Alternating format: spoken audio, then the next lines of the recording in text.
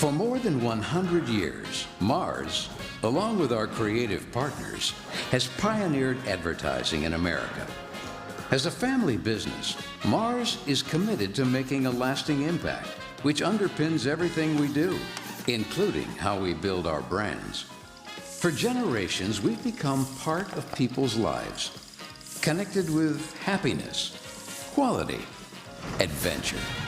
Mars Incorporated, makers of America's most enjoyable candy. We've pioneered media, Dr. IQ, supported our country, and redefined home cooking.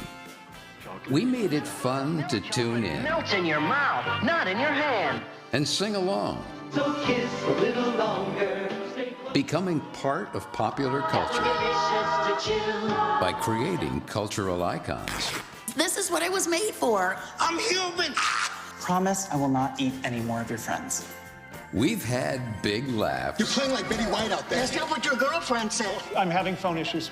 Good cries. And so many heartfelt moments. I love her.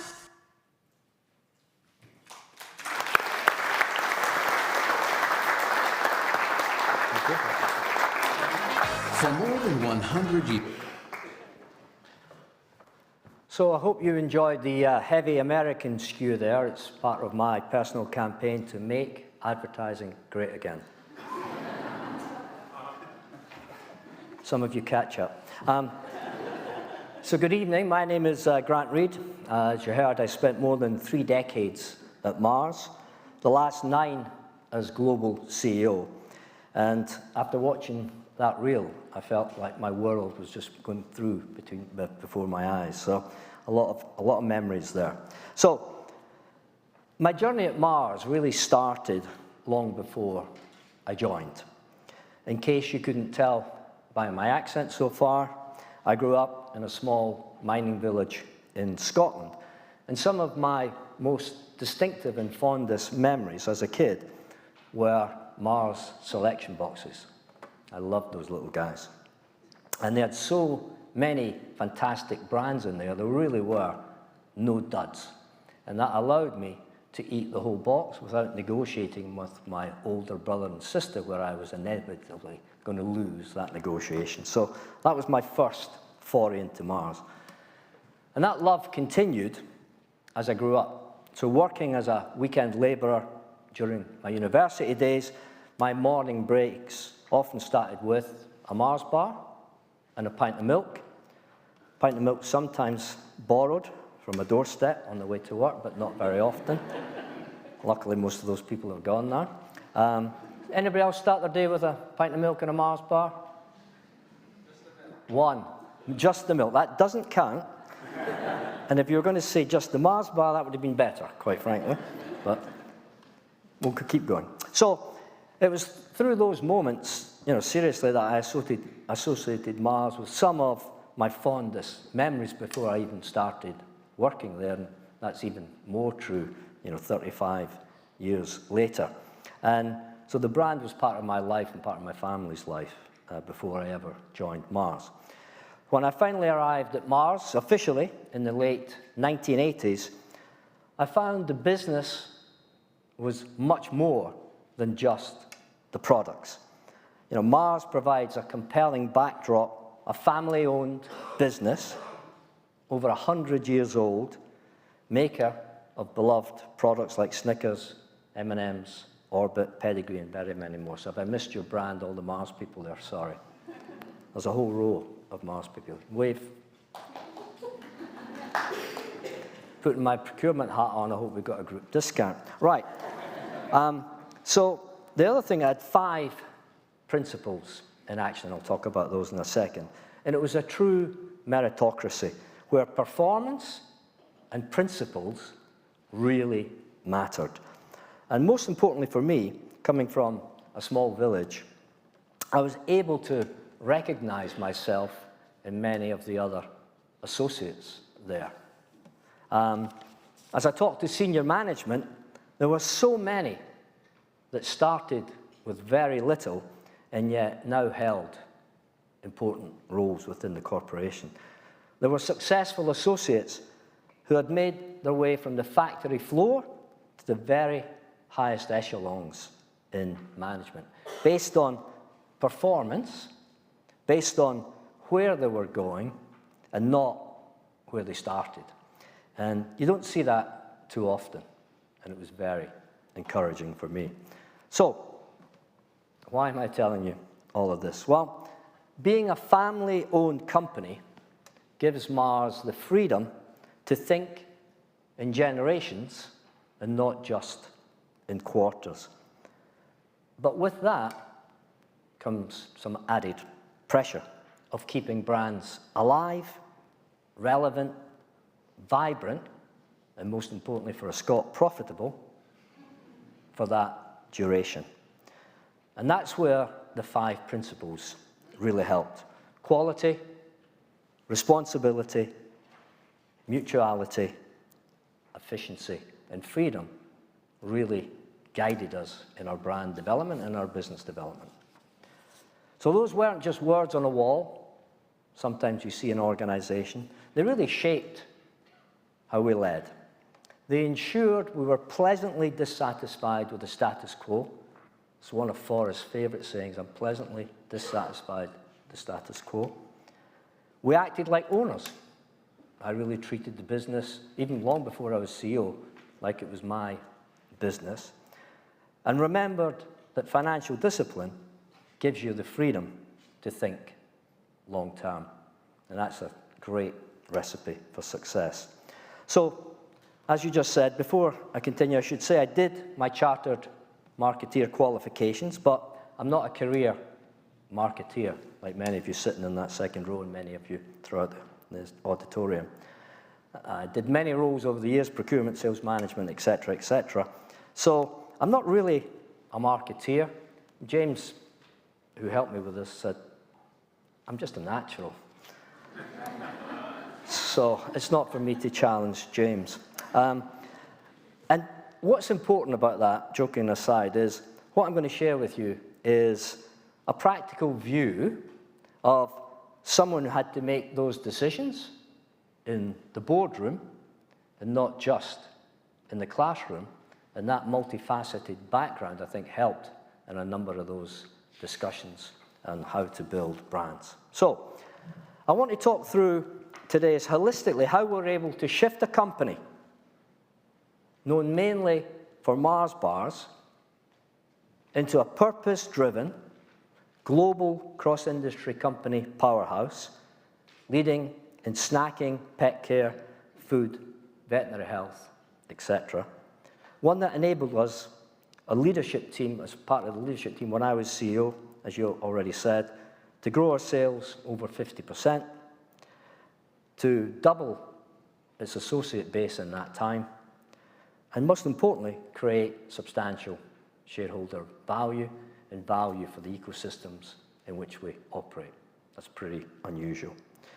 So, why is it You're Not You When You're Hungry has lasted when most taglines fade and disappear? Why do we still laugh with red and yellow, the M&M's characters, when so many mascots are short-lived, static, and dated? Why did pedigrees we're for dogs strike such a chord that it turned adoption into advertising and helped it become a brand leader? Or the biggest question you could ask, how do you take a kitchen candy bar from 1911 and turn it into one of the most enduring brand families on the planet? So just to be clear, I'm not taking credit for all of this. It's been a team effort over many, many years with the family and its associates, and it still is today. Many of you in that second row are still building those brands today, and I thank you for that. But I will say, it's not magic. It's not luck. It's not even one glitzy Super Bowl ad, but choices and principles, and a recipe that you can potentially use to build your own blockbusters in your own organizations. Now, Our everyday tool was something called the brand compass. So not a rigid map, but a clear North Star. Every brand had to be crystal clear on at least 4 things: purpose and essence. Why does the brand exist? Why is the world, or our consumer, better because this brand is here? And are we still relevant in a never-changing world? Changed a lot in the 4 years I was there, and still changing fast. Tone. How do you sound and feel? How do you want to portray yourself? Distinctive assets. The cues consumers instantly link to us. And visual equities, the look and feel that doesn't change, as you'll see, even when execution changes over the years. So, if I had to give you some examples of that, if it didn't fit on a single page, it just wasn't ready to scale. So let's take a look at some. So M&M's, leveraging the lowercase m, which has been there since 1950. 1950. Bright colors, cheeky characters, distinctive assets. Snickers really lent into the hunger territory. No pretense, peanuts, satisfaction with a smile, tongue-in-cheek. Pedigree, as I said, used adoption as advertising. We're for dogs as a rallying cry that truly made a difference. Now, here's the evidence underneath that practice. So there's an interesting book by Byron Sharp that's called How Brands Grow. Anybody read that book? Okay, more people need to read that book. It's really takes a different perspective. It really talks a lot about by building mental and physical availability, hammering distinctive assets, and staying consistent while also staying fresh. And he shook the industry for a reason. He said growth comes less from loyalty and more from reach. People buy repertoires, and our job is to be one of the easiest, obvious choices in that repertoire. So his principles in sort of plain English is build distinctive assets that consumers link to you fast. Reach and repetition matter more than narrow precision. Be top of mind, but you also have to be in store or online or wherever you happen to be, easy to find. And big brands are big for a reason, because light buyers drive growth. So don't be designing only for your superfans. Go broad. Mass beats niche if you want penetration. Now, some push back. If more of you had read the book, you might be pushing back. But particularly in luxury, they queried the focus on mass reach. And I'm not here to defend Byron Sharp, but for Mars and our brands, the weight of evidence is pretty hard to ignore. Distinctiveness and wide reach are the bedrock of the growth I just talked about. So it worked for me, and it worked for Mars.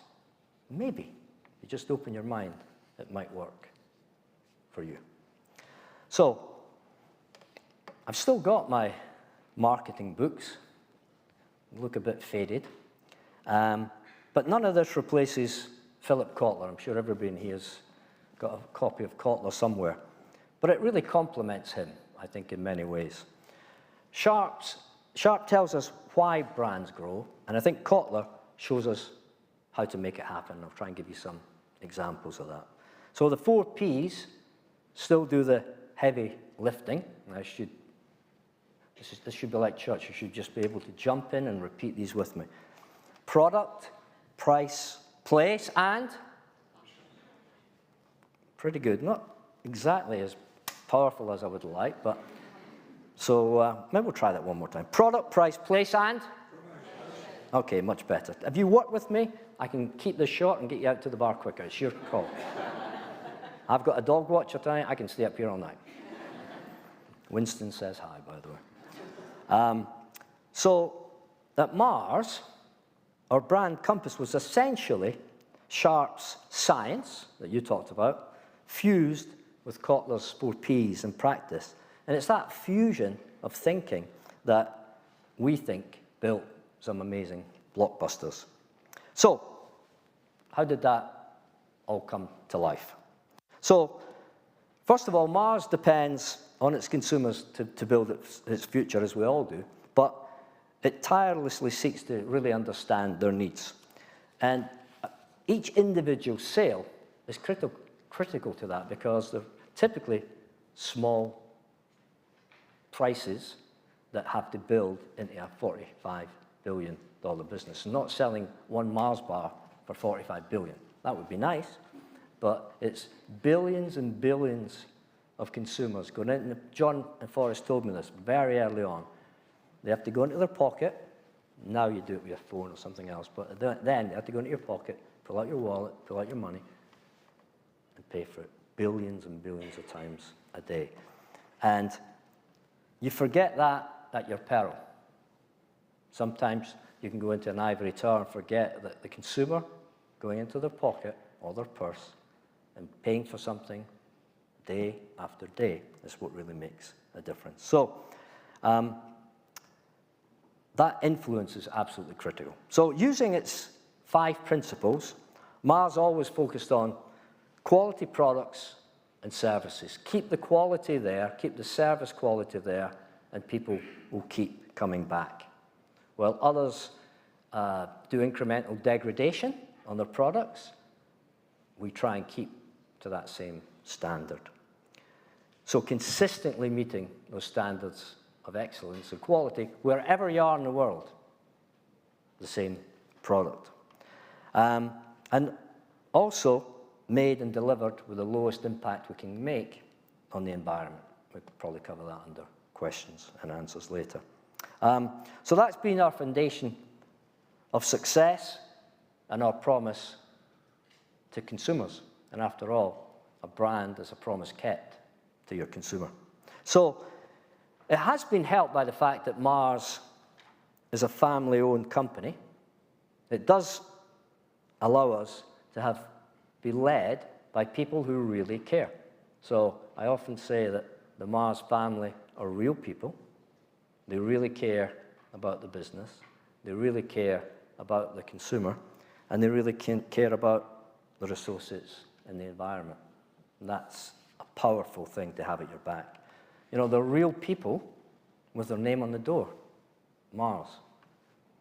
And so when I was working there, I didn't think in 3 or 5 years, which is the typical life of a CEO, I knew I had to pass that baton to Generation 5, Generation 6, and Generation 7 of the Mars family. And so thinking long term, because you know you're doing it for real people, makes a huge difference. But quality alone isn't enough. We talked about innovation. So you do need to innovate and be relevant to your consumers as your consumer is moving. But it's real innovation, innovation with purpose. Bite-sized packs you can share. Breed-specific dog food. Winston is a Labrador. Ready rice when you're looking for a fast meal. Snickers ice cream in a different format. So not gimmicks, but extensions that stay true to the brand promise, and as I said, meet real consumer needs. Now, I've been guilty, I can say this now because I've retired, I've been guilty of SKU proliferation in my early days. Anybody here guilty of SKU proliferation? Or is it just really me? Okay, one honest person. Just me and you. So when I think back, I introduced new items which cost a lot in placement fees on shelf, cost a lot of time, cost a lot of energy, and created very little incremental growth. And we were called, in America, they were called, so I spent most of my career in America, they were called limited editions.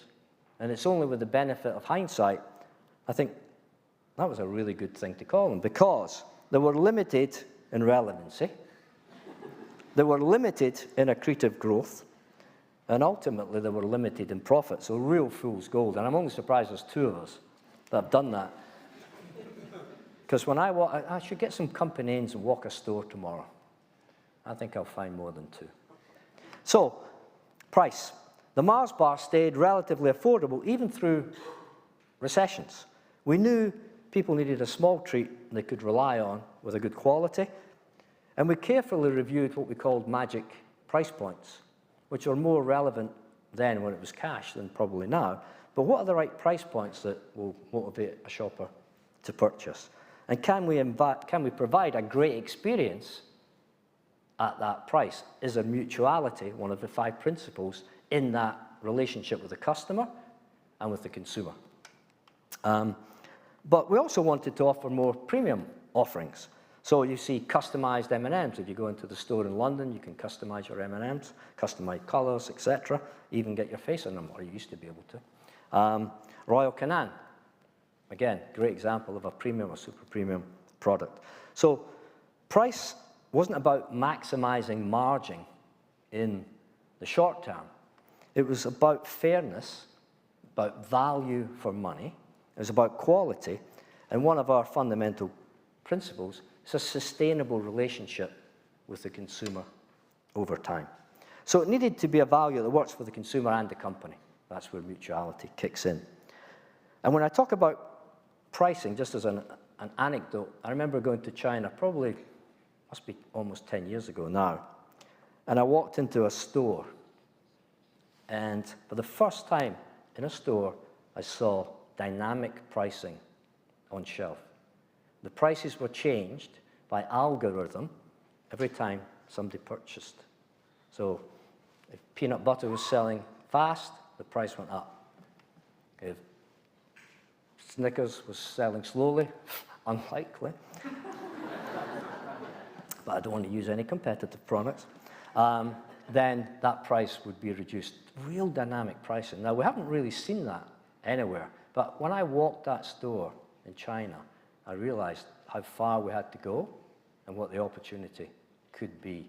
And that's the power, I think, of dynamic pricing. Third, place, one of my favorites. You know, Mars products are pretty much everywhere. I've traveled a lot of the world. I've been in tiny villages in Africa, Asia, South America, and even Nairn in Scotland, and I found some there. You know, we often say there's 180 countries around the world we have our products. I think there's only 195, so I'd love to find the 15 that we don't actually have the products in, but that's what the website says, so it must be true. And that's supermarket, dollar store, corner stores, discounters, cinemas, vending machines.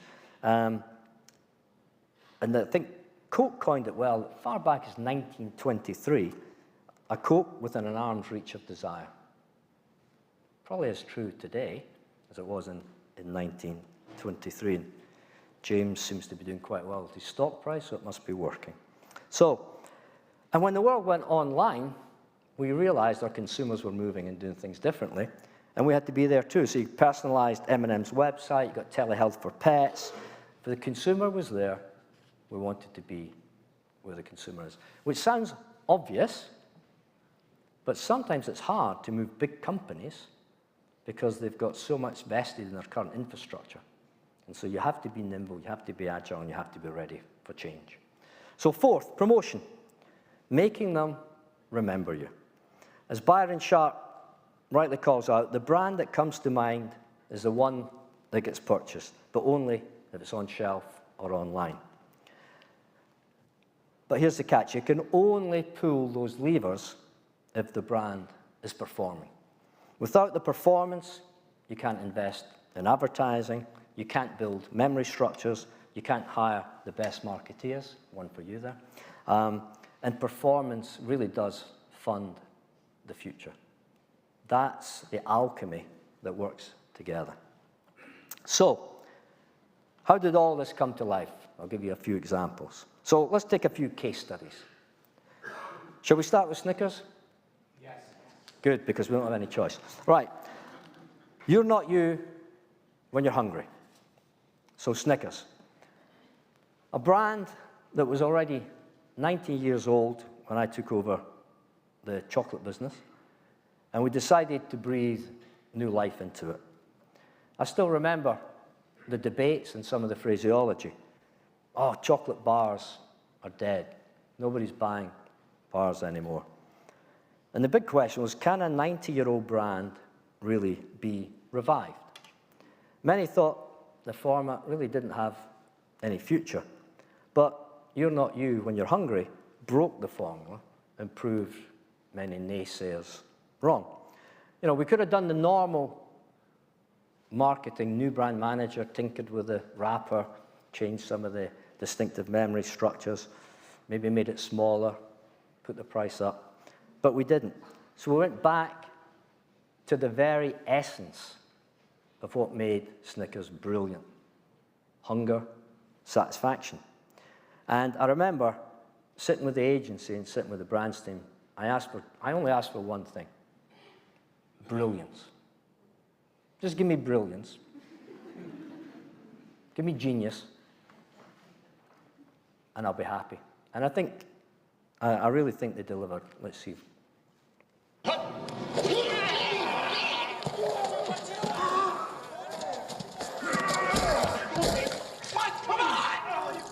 Mike, what is your deal, man? Come on, man. You've been riding me all day. Mike, you're playing like Betty White out there. That's not what your girlfriend said. Baby. Eat a Snickers.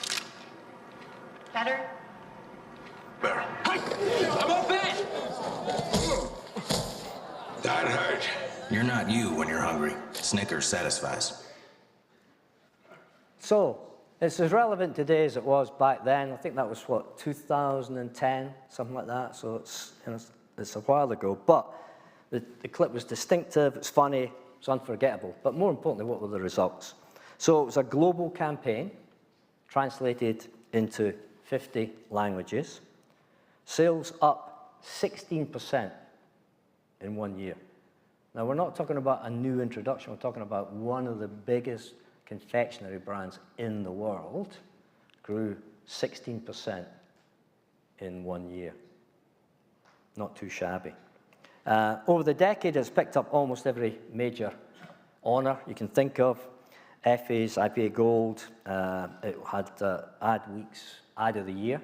So we don't do it for those prizes. It's nice to get them, because I think it does reflect on the quality of the work and make people think about what they could be doing as well. But the idea was relevant, funny, simple, scalable, and enduring. And today, Snickers isn't just a bar, it's a blockbuster, really with a catchphrase that everybody knows. And the other interesting thing, it was a Betty White Super Bowl ad that really caught fire. And it didn't just relaunch Snickers, it actually reignited Betty White's career. And it really did. And she sent us so many nice notes thanking us for that. We still give her residuals. But it really was a great example of we helped each other. We used her brand, she used ours, and we both came out of it better. Another great example of mutuality in action. And Snickers didn't stop with the Super Bowl. They're still making great progress today. The same idea, You're Not You When You're Hungry, was bought into gaming and esports. My son loves gaming, so he's always telling me what he sees online. Sponsored major tournaments like the League of Legends, World Championship, putting Snickers branding in front of millions of digital native fans rather than just, I used to be a media buyer, you bought 3 or 4 channels. Now there's so many avenues. We created content showing gamers making mistakes when they were hungry, losing a match, missing a shot, only to recover with a Snickers. Keeping it relevant, keeping it live with that new generation. We even ran limited edition packaging to gaming events, sometimes with QR codes, unlocking mini games or online challenges. That meant Snickers wasn't just on TV, it was on Twitch streams, it was in Discord chats, where my son goes. I never go there, but he tells me he sees Snickers in there, so that's great. And gaming is really today's stadium. People actually pay to watch gaming online. Others play games, which is pretty interesting. I don't get it, but it works. So it was authentic, and it lived beyond the traditional media, but it was building memory structures. Case 2, pedigree. I love dogs. And we're for dogs.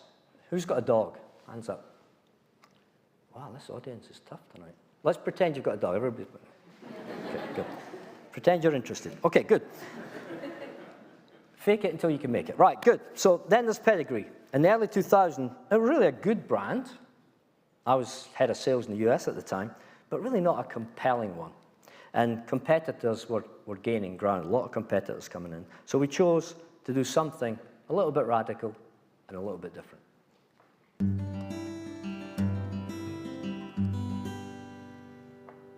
We're for dogs. Some people are for the whales. Some are for the trees. We're for dogs. The big ones and the little ones. The guardians and the comedians.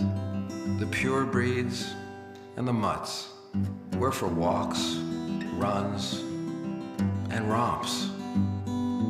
Digging, scratching, sniffing, and fetching. We're for dog parks, dog doors, and dog days.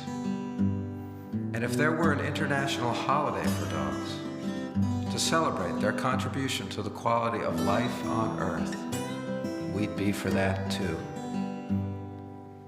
Because we're for dogs.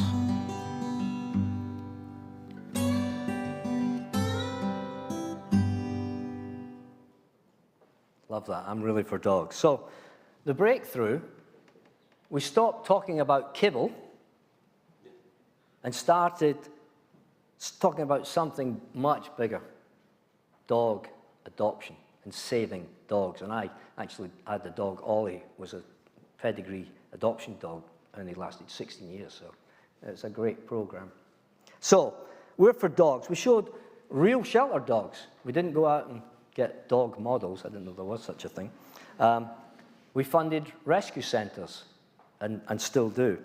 We turned Mars offices and worked to turn villages, towns, hotels into dog-friendly environments. And some people said, why are you spending ad money on abandoned dogs? We said, why not? And the answer came in pretty quickly. Sales jumped 12% in 2 months. Global sales hit record heights, and Pedigree overtook competitors to become the #1 in the biggest dog food market in the world, the US. Not too shabby, huh? So the lesson isn't tree hugging. The lesson is purpose and profit can work synergistically and in harmony if you hit an essence or a real truth. When you do right by dogs, the consumer rewards you. And why not? Every dog deserves a loving home. So that's We're for Dogs. Case study 3, characters and culture. I think M&M's is one of the best lessons how to keep a brand fresh for generations. As you saw in the video at the start, it started as rations for US soldiers all the way back in World War II. Then lowercase m on every single candy. I used to make half the M&M's in the US, so I made a lot of M&M's when I was manufacturing. And getting that M on perfectly every time was part of my role. So it was really important. And previous CEO to me was a guy called Paul Michaels, brilliant marketeer, much better marketeer than I would ever even aspire to be. And I was his media buyer, and he was the vice president of marketing in the US business at the time. And he fiercely protected those assets. He rejuvenated those assets. He even held the vote to pick a new color, which was blue. And I was the media buyer at the time. I can't remember the exact numbers, but we expected 2 million calls. Being conservative, I got enough capability to accept 4, and it was something like 16. Right? I mean, it was just unbelievably successful. First time it had ever been done. And the red and yellow characters became household names under his leadership. So what was the secret? First, his, I think, brilliance, but fierce protection of the assets, the logo, the colours, the characters, a tone that never takes itself too seriously, but taking it to that next level. Because with brands, you can't stand still. You either go forward or you go backwards. So they were modernised brilliantly, I'd say, in the mid-1990s, and we went from black and white chocolate pool, very stick characters, to something relevant and fun and still used today, and we'll show you.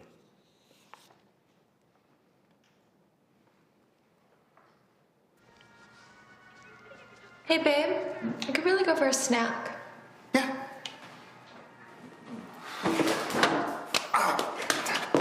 No.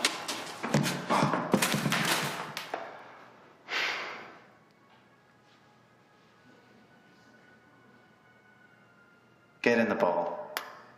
You get in the ball. M&M's. Bring them all home. Really? Couldn't find a bigger ball, huh?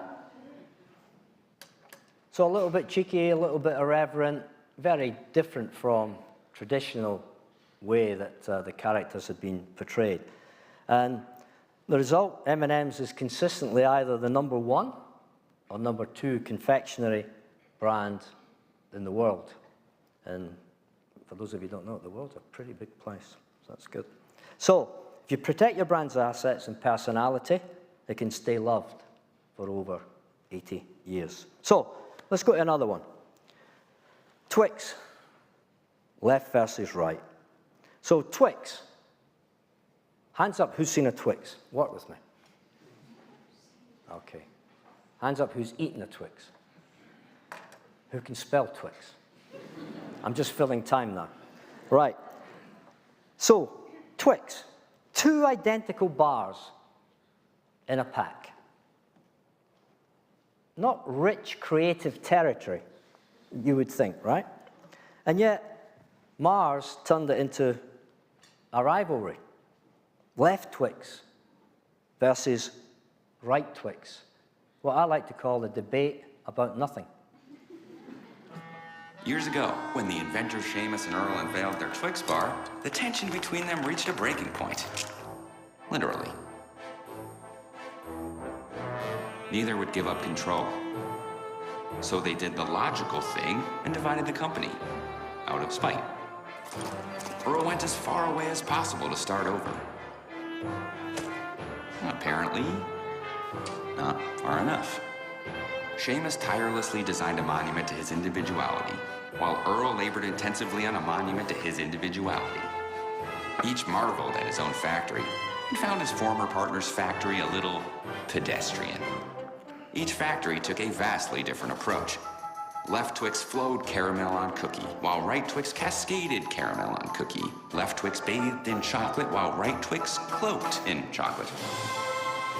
Both bars as different as the vastly distinct men who invented them. To this day, sharing nothing but a wrapper and an ill-designed driveway.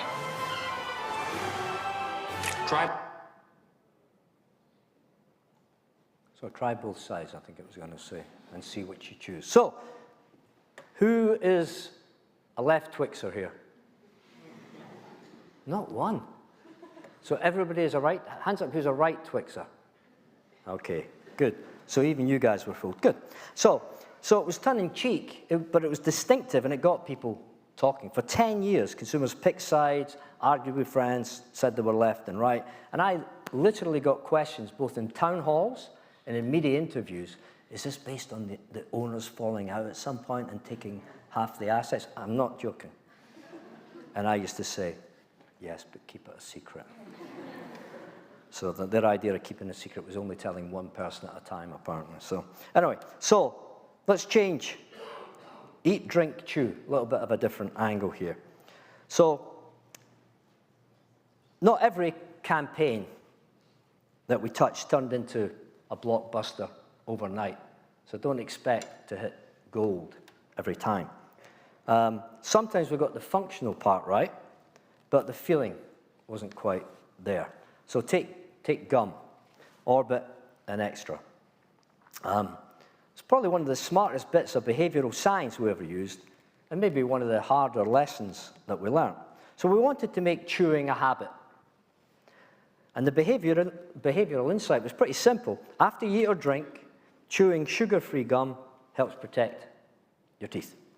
Functional, credible, even endorsed by dentists. So we created Eat, Drink, Chew. Look, lunch is over, so this is over. Whoa, whoa, is this a breakup? Is this a breakup? What did we talk about? No emotional attachments. It was only lunch. I just thought we would stay together for... Don't make this any harder. Well, I'm not leaving. Break up with lingering food. That went well. Help keep teeth clean and healthy. Eat, drink, chew. Extra. So it worked functionally. Sales did lift, awareness did pick up, and dentists did love us. But after a few years, that penetration stalled a bit. So we'd built a habit, but we hadn't really built a heartbeat into the brand. We'd made gum a part of the routine. In doing so, we drained maybe some of the spark from it. So you'll notice in today's advertising, Mars has gone back more to the human truth, that chewing isn't just about oral care, it's about reset as well. You chew to focus, to calm down, to collect yourself before walking into a meeting, or when you're trying to say something, not to say something that you'll regret. And I have to tell you that I did chew it before I came into the lecture, just in case. So I don't know if it's working, but we'll find out. So here's the insight that was missing. Ooh, I'm a little business boy. I think they can smell your fear. Work. Just 12 short hours until work. Do you think cats ever think about dogs in romantic ways? Oh, where'd he go? I don't know why anyone comes here. It's just so quiet.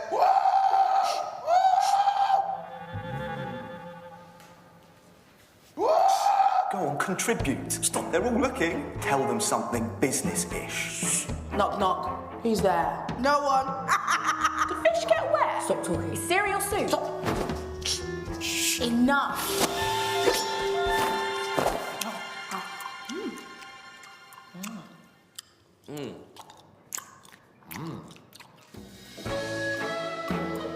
Quiet your my mouth with extra gum. Chew good. Now, if you think that's a strange ad, you should watch some of the Skittle ones. But the insight was, the moment you chew, you feel sorted. That was the difference. It was subtle but profound, went from instructive to effective, and it really gave you that feeling, I've got this. And the penetration rose, distinctiveness returned, and gum felt alive again. So it was a learning moment for us, a reminder that function earns permission, but emotion earns scale, and sometimes you don't get it quite right, and you have to be fleet of foot. So what do these stories have in common? They weren't accidents, they were deliberate choices, guided by principle and refined by practice. Each balanced the discipline of formula with the empathy of feeling. The formula gave us rigor, a clear compass, repeatable tools, and a system that turned insight into brilliant execution. The feeling gave us relevance, the intuition to sense when people needed humor, heart, or hope. When we over-engineered that feeling, people pulled back from us. They could tell it wasn't true and authentic. When we drifted into sentiment, the formula helped balance it and bring us home. So it's that rhythm of science and soul that you mentioned as well is the real engine of growth. You know, it's why Snickers made people laugh, why pedigree made them care, why M&M's stayed loved, and why even gum could find its heartbeat again, getting that balance. So that's how Mars built blockbusters, not by choosing between logic and emotion, but where possible, marrying the two. Because brands like people thrive when they think smartly and felt deeply. And that balance doesn't stop at advertising or packaging. It runs through everything, from how we innovate to where we invest to the industries we choose to enter. So, products and services. Let me show you how the same balance of formula and feeling led Mars to make perhaps one of its boldest moves yet. Because the story isn't about just about building blockbuster brands. It's about stretching that recipe, stretching the business into new territories. When I joined Mars, as I said, we were known for chocolate. By the time I left, over half of Mars was pet care. Think about that. From Milky Way to multi-billion-dollar veterinary networks, the largest veterinary company in the world. So what drove that next leap was not just analysis, but also the empathy that I talked about. We could see pets were no longer animals at the edge of the family, staying outside, but they were really at the very center of it, at the very heart of it. And I know that. I just got it's 5 months old Winston now. But as a puppy, when I walked across Richmond Green, I was stopped by young, old, male, female. It was incredible. I wish I'd had one when I was 18. I better choose some of this again. Right. So it was emotional intelligence in practice, not only data, but listening to the world's changing heart. So the shift started back in 2007, well before I was a CEO, and John Mars actually, and Forrest Mars bought a share of Banfield Pet Hospitals, a hospital chain with inside a sort of pet superstore in the US. Then we bought Blue Pearl in 2015, which is a very well-run, high-end veterinary chain run by two brilliant brothers who helped us build the rest of the business. Then VCA in 2017, so a roughly $9 billion acquisition. Then we bought Anacura, Linnaeus, and others around the world. We built and we bought to put together that network around the world. So we became the world's largest veterinary care provider, which is pretty unusual. So why did this matter and why did we go there? Because pets became part of the family. And owners weren't just looking for food. They wanted healthcare, they wanted science, they wanted reassurance that their pets would live long, happy, healthy lives. And I can tell you about one incident when I went to visit one of my first VCAs in Los Angeles. There's a golden retriever, and I had a golden retriever, which made it even more poignant. I'd been in, had nearly died, and they'd saved this golden retriever, and it was being reunited with its pet parents. The dog was howling, the parents were howling, and the CEO Mars was howling. It was that personal feel when I said, you know what? That's what purpose truly means. It's a moment I'll never forget. So pets aren't just companions, they're family. So we built an ecosystem, a nose-to-tail journey. Adoption with Pedigree, nutrition with Royal Canin, etc. Vet care at Banfield, Linnaeus, VCA, and others.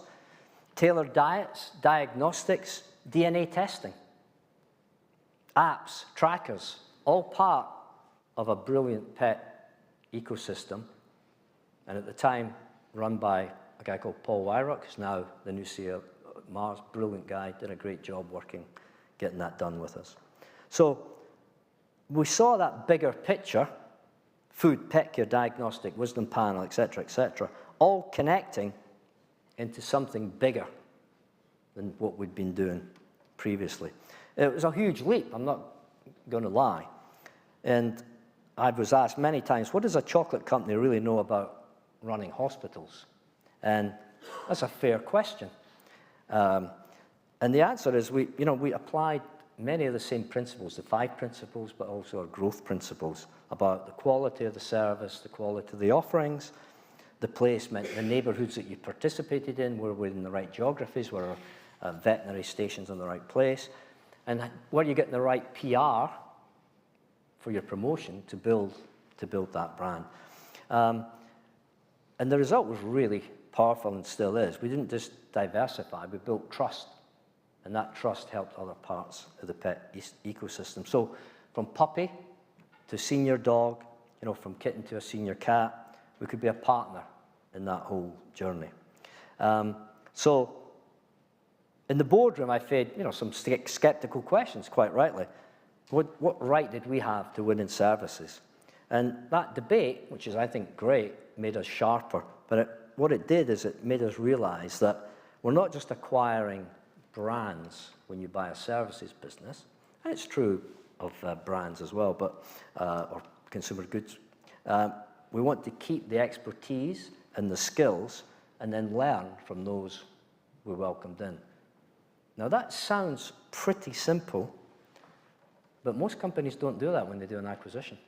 One of the first things they do is change many of the management into their people. We took a different approach. We wanted to acquire and then learn. Not just buying the brands, but effectively buying access to new experience, consumers, new locations, and learn from that. Bob Anton, who was the CEO of VCA, said, "Oh, Grant, as soon as you buy me, you're going to get rid of me." And I said, "No, we're not." And finally, he kept going on about it. I said, "Look, I'll tell you what to do." He said, "You're going to fire me after 30 days. I said, "I'll tell you what to do, Bob. I'll put $1 million of my own money, you put $1 million up, that you'll still be here longer than 30 days. He said, "No, I don't want to take that bet." I said, "Good, because I'd have fired you on day 31. But we kept him for years. Right? That's very unusual. So in this case, we're acquiring knowledge on how to run a service business, and it's not dissimilar to what IBM did in the 80s with the big move from hardware to software.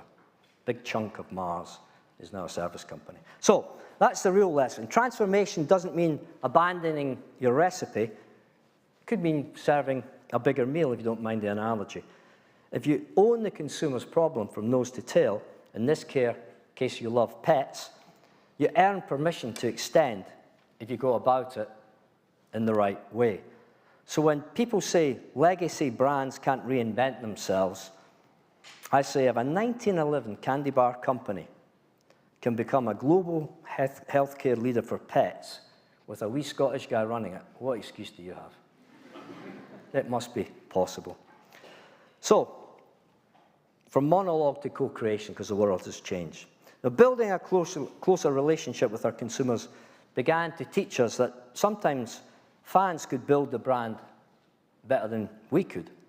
When I first started in marketing, we used to broadcast to the consumers one way. And it was great. You never got any feedback. We'd make an ad, buy the media, place it, and hope people liked it enough that they wouldn't go and make a Tetley's tea halfway through the advertising. By the time I left Mars, that's a couple of years, so it's almost 3 years now, it was no longer a monologue, and I'm sure it's the same for everybody sitting in this room. The shift really requires a big change because now it's a conversation, sometimes even a debate. And that really requires a different level of emotional intelligence and I think marketing intelligence to work with that. So we had that formula for communication, and I'm sure many of you have seen it, the PESO model: paid, earned, shared, and owned. And the platforms, the time, and the feeling came from knowing when to hand the microphone to some of your consumers. And we had to learn how to do that. So I'll give you some examples. M&M's characters, once mascots in ads, are now full-blown social personalities who actually banter back and forth with fans, make friends online, and respond in real time. That's a big change from when I was in marketing. Maltesers campaigns using real stories, going into what would be considered dangerous territory to be authentic and inclusive and shifting perceptions. Snickers, Mars' recent collaboration with Jose Marino, which we're going to show you in a second, really brings that to life. Alice, I didn't know it was possible to mess up this badly. If there were medals for mistakes, you'd be gold. Congratulations, Mikey. You've invented a new game called Let's Score an Own Goal. Mistakes. We all make them, especially when we're hungry. And this summer, there were lots of own goals scored, on and off the pitch. So Snickers, you know, the experts in satisfying your hunger, have partnered with me, Jose Mourinho, to provide special one-to-one advice for anyone who messed up. Except I am not Jose Mourinho. I am an authorized AI version of him, trained not just to look and sound like him, but also on a whole career's worth of post-match interviews. So I think a bit like him too.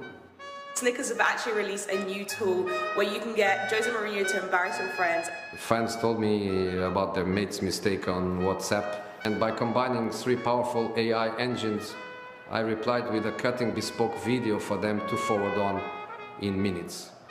Hey AJ, it looks like you missed the memo on how not to fail. Your friend Adam tells me you ate something that gave you bad breath.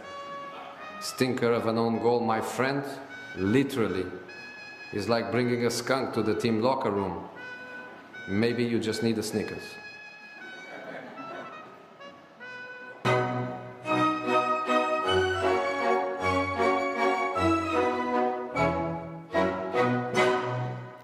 So a great example of that dialogue and bringing the consumers in. And a lot of that is AI driven, and you knew you weren't going to get through an hour of this without AI being mentioned at least once. So that's out of the way. So, and sometimes it's not initiated by us, but by our customers or consumers. I remember when a major retailer in the US created an M&M cookie with us, they felt that was their cookie and their brand, and they put it in every store, on every aisle. It was just incredible, end of aisle displays. And that's the difference when you co-create, either with your consumer or your customers. So the consumers and customers no longer want it to be passive. They don't want things thrown over the wall. So brand building used to be a sort of dinner you cooked and served. Today it's a bit of a potluck. You set the menu, you provide the house and the table, you invite people to kind of bring a dish, and done the right way, you know, the feast is bigger and better. Done the wrong way, you end up, everybody brings the same dish, and there's really not very many people there. So it really, you have to do it very carefully, but that's the opportunity. So the best campaigns really combined paid, earned, shared, and owned. So if I give you the Betty White example you saw earlier, paid, put it in the Super Bowl, not a cheap venue, as many of you are probably aware. We earned, because it was won the USA Today ad and others, we got earned amplification through lots and lots of headlines. It shared, became a cultural meme with Betty White and others. And we owned channels from websites to packs and carried along after the game. So when you think of peso, paid, earned, shared, and owned, don't think of it as a Mexican currency. Think of it as a flag. Catch up soon. Think of it as a flywheel. When each element reinforces, you don't just get reach, you get resonance. And resonance is what happens when formula meets feeling. The media plan gives you precision. The human insight gives you the pulse. And that's why moderation, my strong brand compass, is everything. So in the end, brand building, and I'm talking to brand builders who have probably built as many brands as I have, it isn't a monologue. It's a movement. The smartest thing a company can do today is hand the microphone to the people who care most about it, which is your consumer and your customer. So I'm going to start wrapping up with purpose and principles, what we call the secret sauce. So if you haven't written anything down, write this down. So when I became CEO, I came to see a real advantage wasn't size or capital or even brand power. It was the 5 principles and how we faithfully lived them. They shaped every decision we made and how we made it, who we partnered with, and the time horizon we thought in. At Mars, purpose was never a campaign or a CSR slogan. It was really how we ran the business. The world we want tomorrow starts with how we do business today. It was built into the supply chain from the science and the way we treated people from as early as 1947. There's a letter on file when the owners talk about this. So I'll give you an example. Sheba Hope Reef offers a real living personification example. The original reef was built on blasted rubble, and we used steel reef bars to stabilize the ground and planted coral fragments. Have a look. If we don't act fast, coral reefs face extinction, threatening a quarter of all marine life.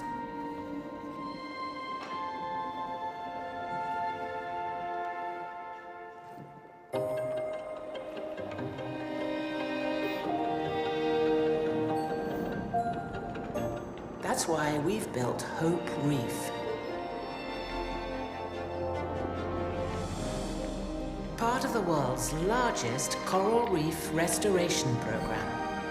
Because more coral today means more fish tomorrow. And how can you help? You already have. Just by watching this film, you've raised funds for reef restoration.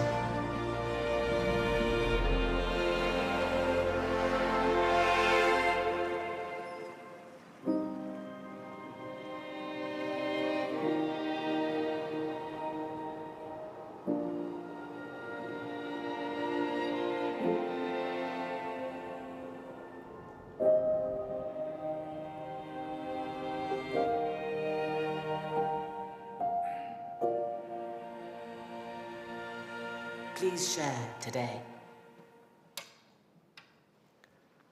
So a big project. Within 18 months, coral cover jumped from 5% coverage to 55%, and fish population soared by around 300%. The average fish grew 175% larger, and the species count climbed into double digits. As you saw, we even designed the reef to say the word hope. I really wanted Sheba, but I got outvoted. And by monetizing YouTube watches, that helps fund that reef restoration. On the business side, markets exposed to the campaign, awareness rose 17%, and purchase intent 14%. So the integration of science, community, tech, and marketing was built into the product narrative itself. So there are still many skeptics that might shout, it's just purpose washing. But here's the simple truth. Without healthy oceans, there's no fish. Without fish, there's no Sheba. So it's a symbiotic relationship that one day we're going to all wake up and realize has to be done with the environment in which we're operating. So it was authentic, it was distinctive, and it inspired both cat owners and conservationists. Now, to be clear, not every Mars brand needs a social mission. Hope Reef was a formula and feeling in perfect harmony. Marine biology gave us the formula. Hope gave us the feeling. Without one, it would have been an experiment. With both, that's when you create the movement, that authentic movement. So only a few, such as Pedigree, Sheba, Ben's Original, might be natural vehicles, and you can think about your own portfolio, for expressing a wider purpose. But when you capture it, there's magic. So the rest deliver in other ways, through humor, joy, consistency, and that's fine. Purpose doesn't have to be everywhere. It just has to be real where it exists. So that's what purpose looks like when it's anchored in principles, driven by performance, and expressed through brands only when the connection is genuine. Now, because Mars is private and family-owned, it can think in generations, not quarters. That freedom does allow investment substantial investment. I invested over $1 billion, and I think Poole has done the same, or even more. Got Alistair here to verify that for his head of sustainability. Congratulations on your new role. Great person for that job. So when it's genuine, it's there. So the lesson is pretty simple.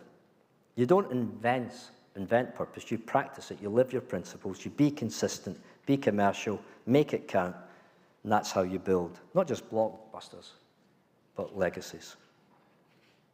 So, let's take a final step back. We started with a 1911 Candy Kitchen. We traveled through Snickers humour, pedigree purpose, M&M's characters, Twix rivalries left and right, and Sheba's Hope Reef. We leapt from bars and bites into pet hospitals, diagnostics, apps, an ecosystem. What's the thread? What can you carry away with you tonight? First, cherish your core. Your brand's essence and assets, it has to be strong. You have to start from a strong base.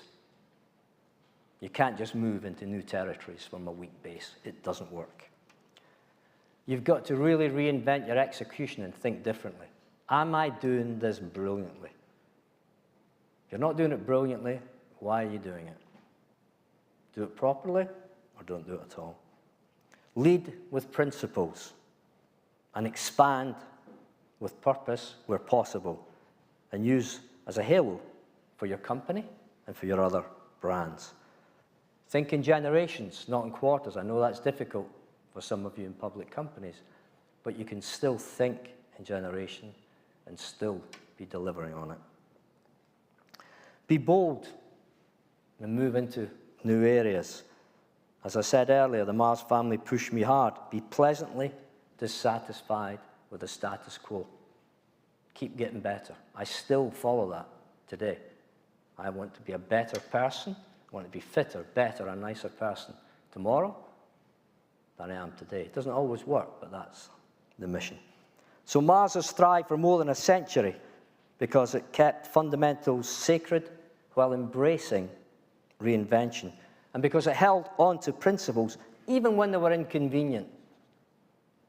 Even when they were inconvenient. That's why we invested billions in sustainability and pet science. Not because it was fashionable, it was very unfashionable, but because we thought long term. I didn't own any of the brands. I'd like to have. But I was their steward. My duty, and my marketing colleagues in front of me, was to hand those brands back more valuable, more relevant, and in better condition than when I got them. And each of you should be thinking about that, how you build your brand as a living legacy. And every brand builder in the room, and there's a lot of you, is a founding ancestor of somebody else's future business. That's a hefty weight on your shoulders, but that's why you're in the field that you're in. So what you decide now, the tone you set, the assets you nurture, the purpose you embed, could still be shaping the world long after you've gone. I don't know about you, but I think that's pretty cool. So that's why I call this building blockbusters. You're not just chasing the next sales bump, the next limited edition. You're laying real foundations. So my call to all of you is simple. Build boldly, build with purpose, and build for the long term. That's how you turn a good brand, a great brand, into a blockbuster into a legacy, and a legacy into, as Mars would say, a better world tomorrow. Thank you for listening.